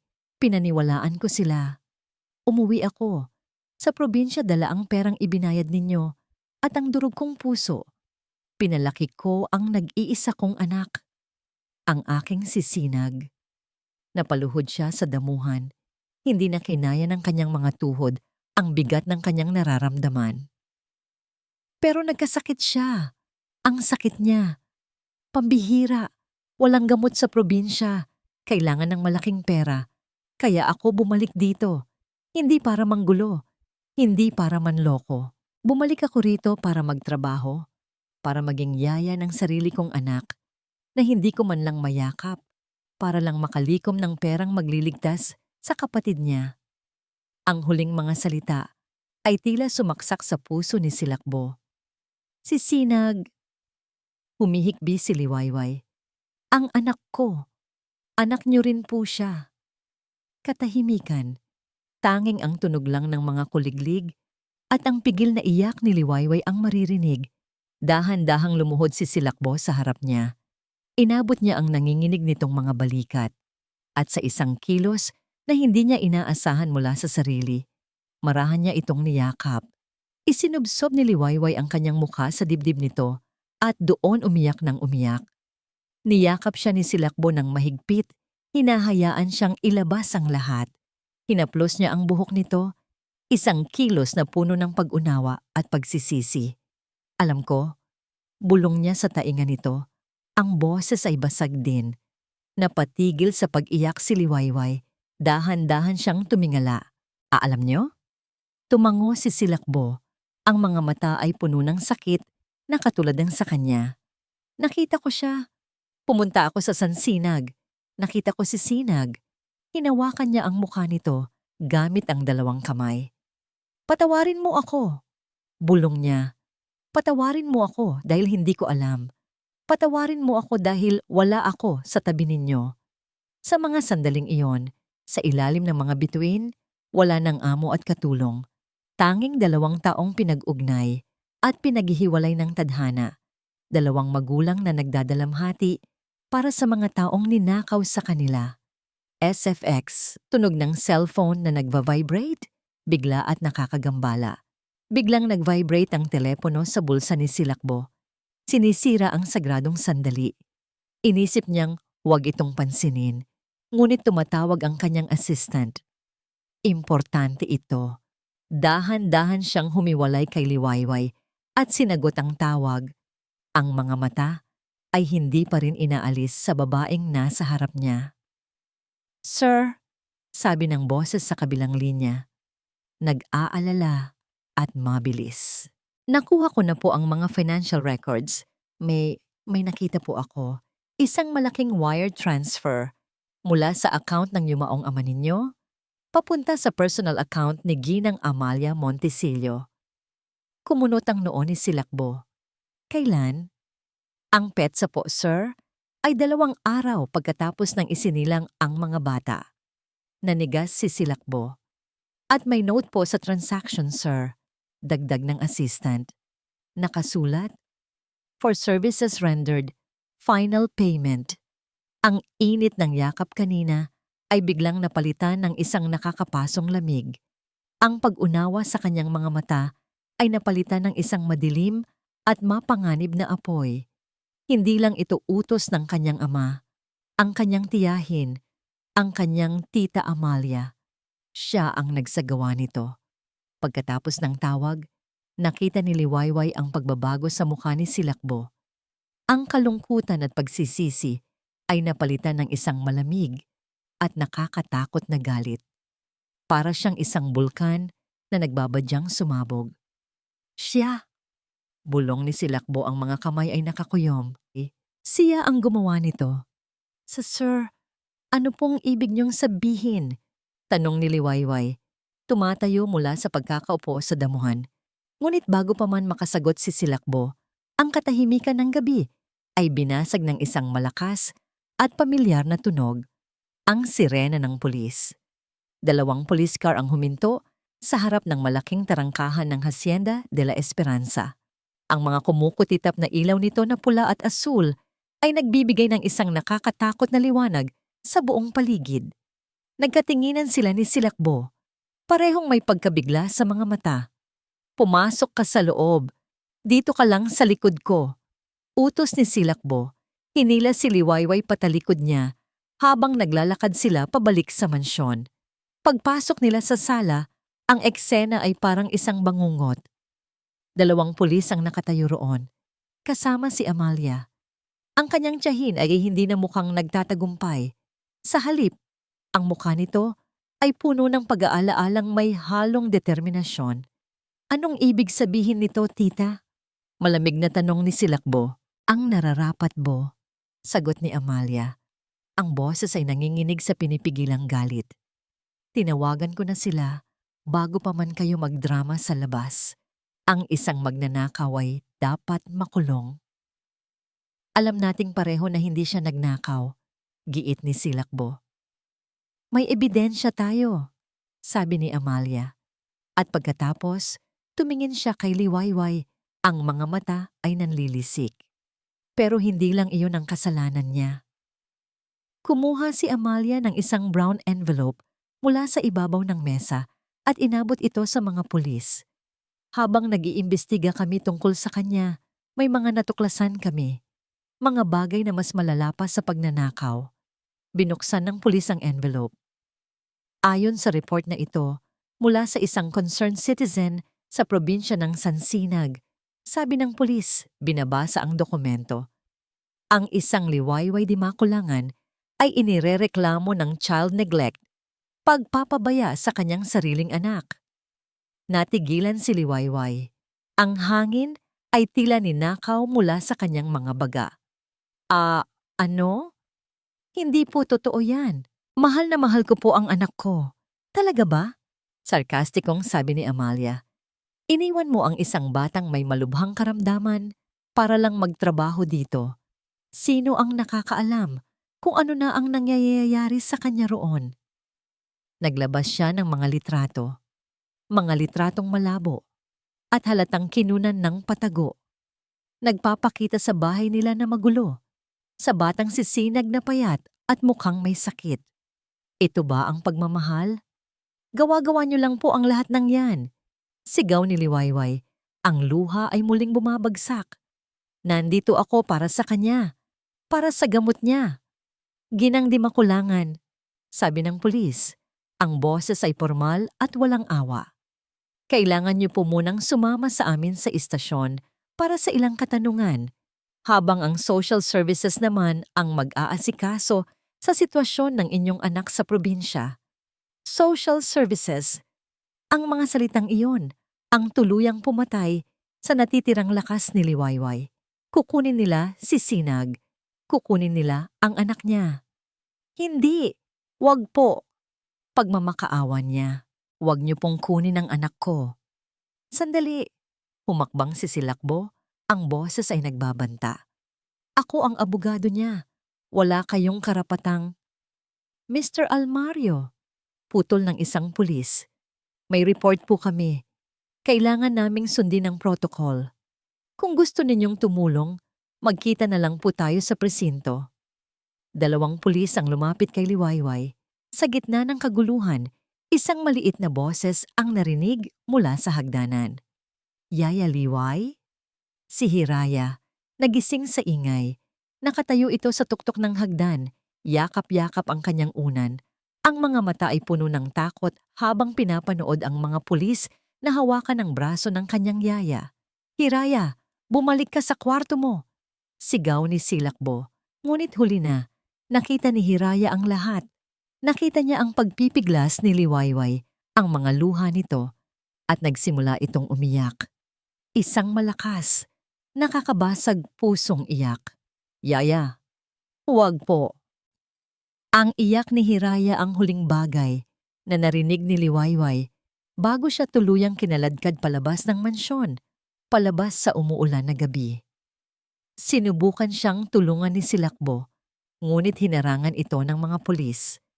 Ang tanging nagawa niya ay manood, walang kapangyarihan, habang ang babaeng mahal niya at ina ng kanyang mga anak ay ipinapasok sa isang police car. Habang nasa loob ng sasakyan, tumunog ang cellphone niya. Isang kapitbahay mula sa Sansinag. Liway, nasaan ka? Umiiyak na, sabi ng babae sa kabilang linya. Nandito ang DSWD. May mga pulis silang kasama. Kukunin daw nila si Sinag. Liway, anong gagawin natin?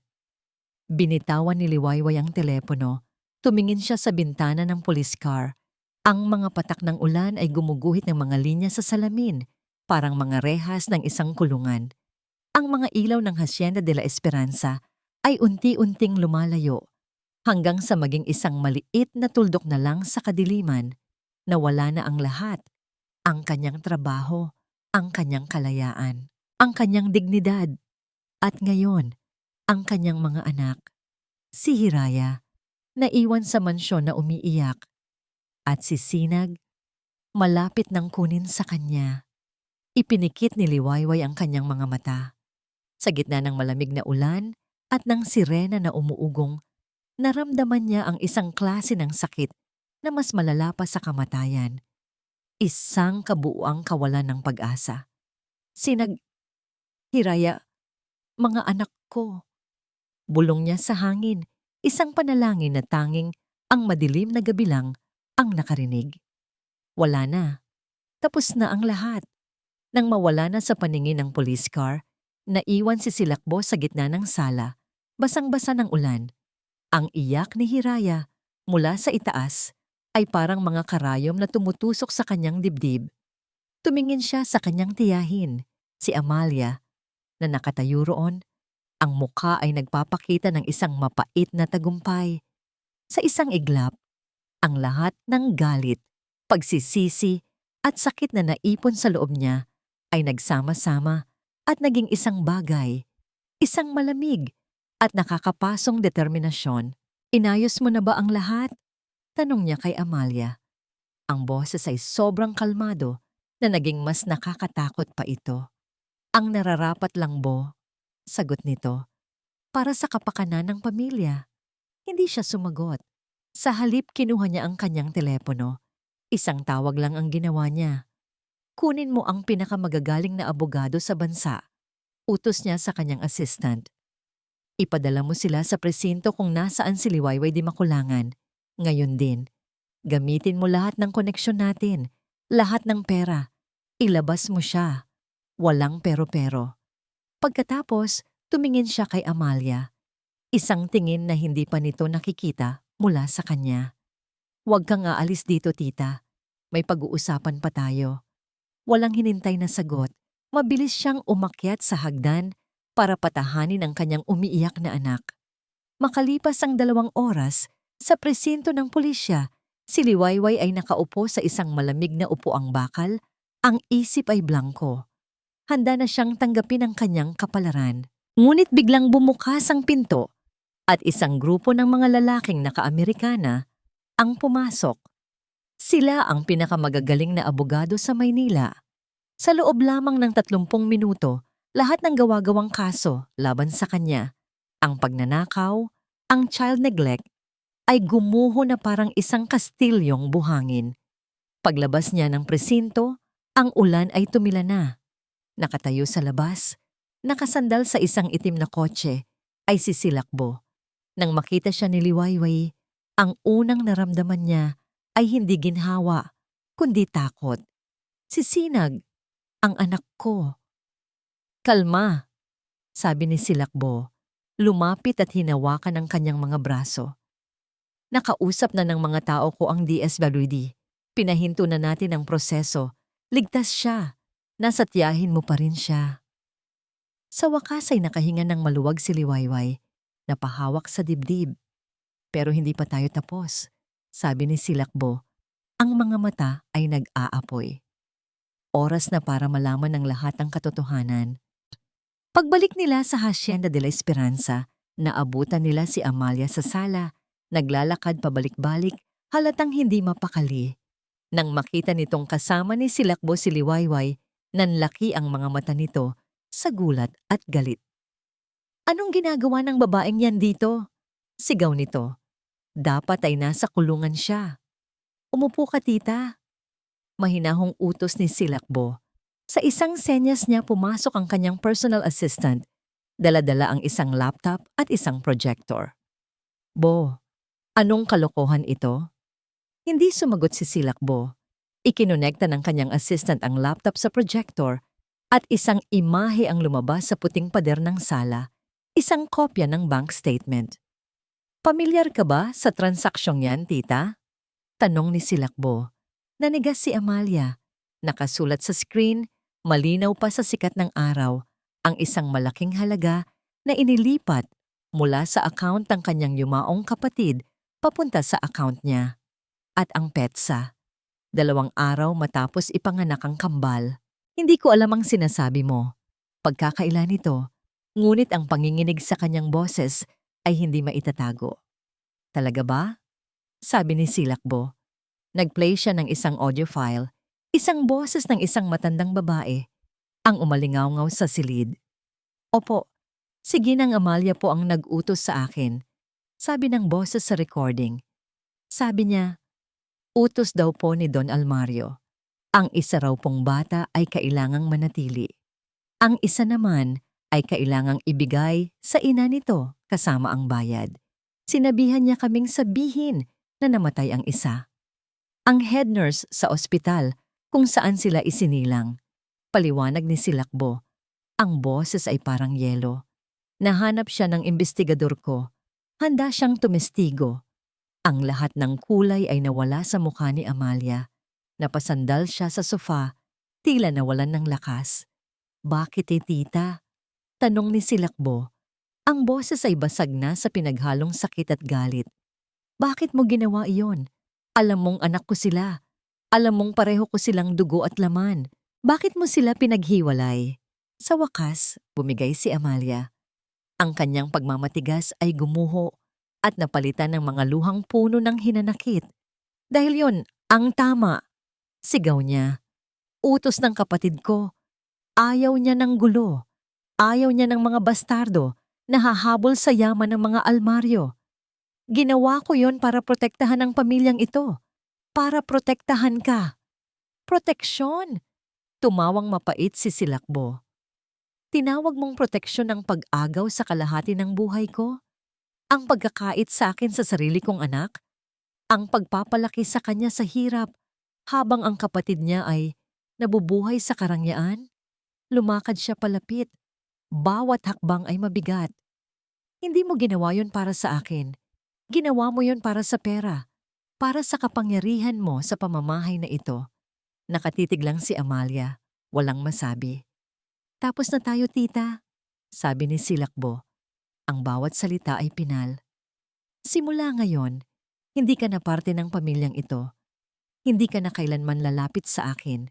At lalong-lalo na sa mga anak ko. Tumingin siya sa kanyang mga guwarya na nakatayo sa may pinto. Ihatid niyo siya palabas. at siguraduhin niyong hindi na siya makakabalik. Habang kinaladkad ng mga gwardiya si Amalia palabas, ito ay sumisigaw, nagmamakaawa, ngunit walang sino man ang nakikinig. Nang sa wakas ay tumahimik na ang lahat, naiwan silang dalawa ni Liwayway sa gitna ng malawak na sala. Ang katotohanan ay nailantad na, ang hustisya ay naibigay na, ngunit ang sakit ay naroon pa rin. Lumapit si Silakbo kay Liwayway na nakatayo lang doon, tahimik na umiiyak habang pinoproseso ang lahat. Tapos na ang lahat, mahinang sabi ni Silakbo. Umiling si Liwayway. Hindi pa po, sabi niya, tumingala. Ang mga mata ay puno ng isang bagong determinasyon. Hindi pa tapos hanggat hindi ko nayayakap ang anak ko. Tumingin sa kanya si Silakbo at sa unang pagkakataon, isang tunay na ngiti, isang ngiting puno ng pag-asa ang sumilay sa kanyang mga labi. Kung gayon, sabi niya, inilahad ang kanyang kamay. Sabay nating sunduin ang anak natin, ang dalawa sa kanila. Nakaupo si Liwayway sa malambot na upuan ng isang private jet, nakatingin sa mga ulap sa labas ng bintana. Ilang oras pa lang ang nakalipas mula nang mangyari ang lahat, ngunit pakiramdam niya ay isang buong buhay na ang nagdaan. Ang babaeng pumasok sa Hacienda de la Esperanza na puno ng takot at desperasyon ay hindi na ang parehong babae ngayon. Sa kanyang tabi, tahimik na nakaupo si Silakbo. Mula nang umalis sila sa mansyon, hindi na nito binitawan ang kanyang kamay. Ang pagkakahawak nito ay hindi posesibo, kundi isang tahimik na pangako. Isang pangakong hindi na siya hahayaang mag-isa. Iniisip mo ba siya? Basag ni Silakbo sa katahimikan. Tumango si Liwayway, hindi inaalis ang tingin sa labas. 6 na taon. 6 na taon kong inisip na ako lang ang mayroon siya. 6 na taon kong kinarga ang lahat ng bigat. Ngayon, hindi ko alam kung paano ko ipapaliwanag sa kanya ang lahat. Hindi mo kailangang ipaliwanag lahat ngayon, sabi ni Silakbo. Ang mahalaga, naroon na tayo. Magkasama na tayo. Ito ang unang pagkakataon na nag-usap sila ng ganito. Hindi bilang amo at yaya, hindi bilang dalawang taong may utang sa isa't isa, kundi bilang dalawang magulang na may iisang layunin. Pagdating nila sa maliit na airport malapit sa Sansinag, isang sasakyan na ang naghihintay sa kanila. Ang biyahe patungo sa kanilang baryo ay puno ng kaba para kay Liwayway. Paano kung magalit si Sinag? Paano kung matakot siya sa biglaang pagbabago? Nang sa wakas ay huminto ang sasakyan sa harap ng kanilang maliit na kubo, ang puso ni Liwayway ay halos lumabas sa kanyang dibdib. Nauna siyang bumaba. Sa pintuan naghihintay ang kanyang tiyahin, ang mga mata ay namumugto sa pag-iyak. Liway anak, sabi nito. Niyakap siya ng mahigpit. Mabuti at dumating ka na, ang bata. At mula sa likod ng kanyang tiyahin, lumabas ang isang maliit na figura. Payat, maputla. Ngunit nang makita nito si Liwayway, ang mga mata nito ay biglang nagkaroon ng liwanag. Nanay. Ang isang salitang iyon ay sapat na para gumuho ang lahat ng takot ni Liwayway. Tumakbo siya at lumuhod para salubungin ang kanyang anak. Niyakap niya si Sinag ng napakahigpit na parang kung bibitawan niya ito ay muli itong mawawala. Nandito na si nanay, anak. Umiiyak niyang sabi, hinalikan ang bawat sulok ng mukha ng bata. Hindi ka naiiwan ni nanay, pangako. Mula sa di kalayuan, pinanood ni Silakbo ang eksena. Pinanood niya ang anak na ngayon lang niya nakita nang malapitan. At sa pagkakayakap ng mag-ina, naramdaman niya ang isang kumpletong pagbabago sa kanyang sarili. Ang lahat ng yaman niya, ang lahat ng kapangyarihan niya, ay walang kwenta kumpara sa eksenang nasa harap niya. Ito ang pamilya. Ito ang tunay na kayamanan. Dahan-dahan siyang lumapit. Napansin siya ni Sinag at kumalas ito sa yakap ng ina. Nagtatago sa likod ni Liwayway. medyo natatakot sa estranghero. Lumuhod din si Silakbo para maging kapantay ng bata. Wala siyang sinabi. Ngumiti lang siya. Isang ngiting hindi pilit. Isang ngiting nagmumula sa puso. Sinag, mahinang sabi ni Liwayway. Siya ang papa mo. Ang mga mata ng bata ay lumaki sa pagtataka. Tumingin ito kay Silakbo, pagkatapos ay sa kanyang ina. Dahan-dahan, lumabas ito mula sa likod ni Liwayway. Iniabot nito ang maliit nitong kamay at marahang hinawakan ng pisngi ni Silakbo. Sa dampi ng malambot na kamay na yon, naramdaman ni Silakbo ang isang koneksyon na mas malakas pa sa dugo. Ito ang kanyang anak. Ang kanyang nawawalang anak. At isang luha ang pumatak mula sa kanyang mga mata. Makalipas ang ilang oras, matapos maayos ang lahat ng gusot sa DSWD sa tulong ng mga abogado, sakay na silang tatlo pabalik sa Maynila. Dinala nila si Sinag sa pinakamagandang ospital sa bansa, kung saan nakakonfine din si Hiraya sa isang special wing. Ang sandali ng pagkikita ng dalawang bata ay isang bagay na hinding-hindi nila malilimutan. Dahil sa kanilang kondisyon, pinaghiwalay muna sila ng isang glass panel. Sa isang panig, si Hiraya na nakaupo sa kanyang kama, medyo nalilito. Sa kabilang panig, si Sinag na nakakapit sa kamay ni Liwayway, medyo nahihiya. Magkahawig na magkahawig sila. Dalawang refleksyon sa salamin. Dahan-dahang itinaas ni Hiraya ang kanyang kamay at ipinatong ito sa salamin. Pagkaraan ng ilang sandali, ginaya ito ni Sinag. Ang kanilang maliliit na palad ay nagtagpo sa ibabaw ng malamig na salamin. Isang pader na humaharang sa kanila, ngunit hindi sa koneksyon na agad nilang naramdaman. At pagkatapos, sa unang pagkakataon sa loob ng maraming buwan, nagsalita si Hiraya. Isang salita lang. "Kapatid!" Bulong nito. Ang mga mata ay nakatitig sa batang nasa kabilang panig. Ngumiti si Sinag. Isang matamis at totoong ngiti. Sa likod nila, magkatabing nakatayo sina Liwayway at Silakbo. Napahawak si Liwayway sa braso ni Silakbo. Ang mga luha ng kaligayahan ay dumadaloy sa kanyang mga pisngi. Hinawakan ni Silakbo ang kamay nito. Sa mga sandaling iyon, hindi na sila 2 taong pinaghiwalay ng nakaraan. Isa na silang pamilya, magkasamang nakatayo, handang harapin ang anumang pagsubok na darating. Biglang bumukas ang pinto at pumasok ang punong doktor.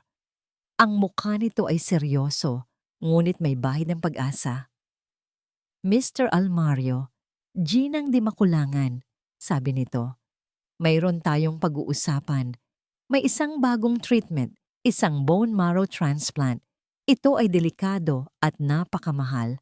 At para maging matagumpay, mangangailangan ito ng buong pusong pag-aalaga at sakripisyo mula sa inyong dalawa bilang mga magulang." Nagkatinginan sina Liwayway at Silakbo. Ang daan sa hinaharap ay hindi magiging madali. Ito ay magiging isang mahabang laban. Ngunit habang nakatingin sila sa 2 batang nag-uusap ngayon sa pamamagitan ng salamin, alam nila na hindi na sila muling lalaban ng mag-isa. Lumipas ang 6 na buwan.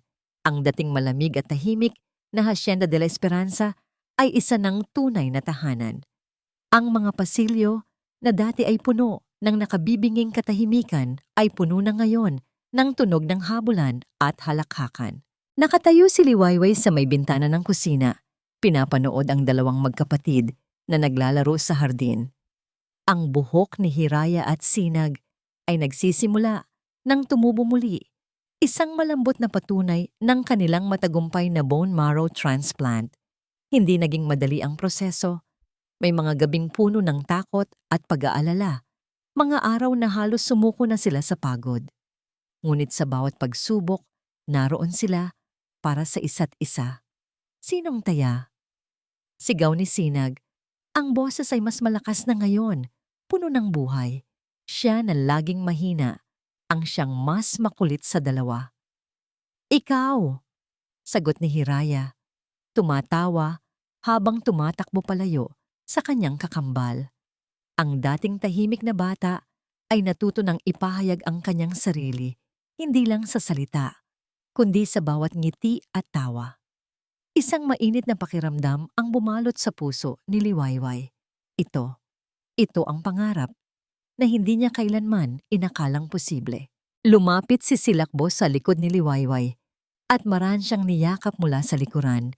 Ipinatong ang kanyang baba sa balikat nito. Mula sa bintana, pinanood din niya ang kanyang mga anak. Ang bawat tawa nila ay musika sa kanyang pandinig, isang tunog na nagpapagaling sa lahat ng sugat ng nakaraan. Ang gulo nila, bulong niya, ngunit ang kanyang boses ay puno ng pagmamahal. Namana sa'yo, sagot ni Liwayway, tumatawa. Magkahawak kamay silang naglakad palabas ng hardin at umupo sa isang duyan na nakasabit sa ilalim ng malaking puno ng mangga. Mula roon, tanaw nila ang papalubog na araw. Ang langit ay nag-aagaw ang kulay kahel at lila. Tinitigan ni Liwayway ang lalaking katabi niya. Ang dating malamig at mailap na si Silakbo Almario ay wala na. Ang lalaking nasa tabi niya ngayon ay si Bo, ang kanyang partner, ang kanyang kaibigan, ang ama ng kanyang mga anak. Nakita niya ang sakripisyo nito sa loob ng 6 na buwan. Nakita niya kung paano nito inuna ang mga bata kaysa sa kanyang bilyon-bilyong negosyo. Nakita niya kung paano ito natutong magtimpla ng gatas, magpalit ng lampin, at magbasa ng mga kwentong pambata hanggang sa makatulog ang kambal. Tumingin siya kay Liwayway, ang babaeng nagbago sa kanya. Ang babaeng nagturo sa kanya kung ano ang tunay na kahulugan ng pagtitiwala at pag-ibig na walang kondisyon. Ang peklat sa braso nito, na dati ay simbolo ng isang masalimuot na nakaraan, ay simbolo na ngayon ng katatagan at sakripisyo. Liwayway, mahina niyang sabi. Noong una kang dumating dito, ang pangalan mo ay parang isang ordinaryong salita lang para sa akin. Sabi niya, tinititigan ito sa mga mata.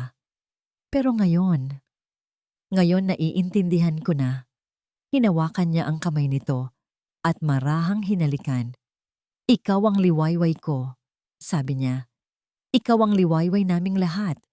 Dumating ka pagkatapos ng pinakamahabang gabi ng buhay ko at nagdala ka ng liwanag at pag-asa. Hindi siya kumuha ng isang mamahaling singsing, hindi siya lumuhod. Sa halip tinitigan lang niya ito ng diretso sa mata. Ang kanyang puso ay bukas na bukas. Hindi ko na kayang isipin ang isang umaga na hindi ka katabi. Hindi ko na kayang harapin ang isang gabi na hindi ko naririnig ang boses mo. Sabi niya, ang boses ay bahagyang nanginginig sa emosyon. Liwayway di makulangan. Pakasalan mo ako. Buuin natin ang pamilyang ito. Hindi dahil sa obligasyon, kundi dahil sa pagmamahal. Ang mga luha ay nagsimulang mamuo sa mga mata ni Liwayway. Ngunit hindi ito luha ng kalungkutan, kundi luha ng purong kaligayahan. Walang salitang binitawan niya ang kamay ni Silakbo at inilagay ang kanyang mga braso sa leeg nito. Oo, bulong niya. Oo, Bo, pakakasalan kita. At sa ilalim ng papalubog na araw, sa harap ng kanilang 2 anak na masayang naglalaro, sa wakas ay naglapat ang kanilang mga labi. Isang halik na matagal nang dapat ibinigay, isang halik na naglalaman ng lahat ng sakit, lahat ng pagpapatawad, at lahat ng pangako ng isang bagong simula. Nang sila'y maghiwalay, tumakbo palapit sa kanila ang kambal. Papa! Mama! Yakap! Sigaw ni Sinag. Tumawa sila pareho. Umupo si Hiraya sa kandungan ni Silakbo, habang si Sinag naman ay umupo sa kandungan ni Liwayway. Magkakasama sila sa duyan, isang pamilya, habang dahan-dahang bumababa ang araw sa kanluran. 4 silang magkakasama, isang buong pamilya. Nakatingin sa papalubog na araw, ngunit alam nilang hindi ito isang pagtatapos. Ito ay ang simula pa lang ng kanilang liwayway. At dito po nagtatapos ang makulay na paglalakbay sa kwento nina Liwayway at Silakbo kasama ang kanilang kambal na sina Hiraya at Sinag. Mula sa kaibuturan ng aking puso, maraming salamat po sa inyong walang sawang pagsama. sa akin sa bawat kabanata. Ang pagsulat sa kwentong ito ay hindi lamang trabaho, kundi isang paglalakbay din para sa akin. Bawat pagpatak ng luha ni Liwayway, bawat pagdududa ni Silakbo, at bawat ngiti ng kambal ay ramdam ko rin po.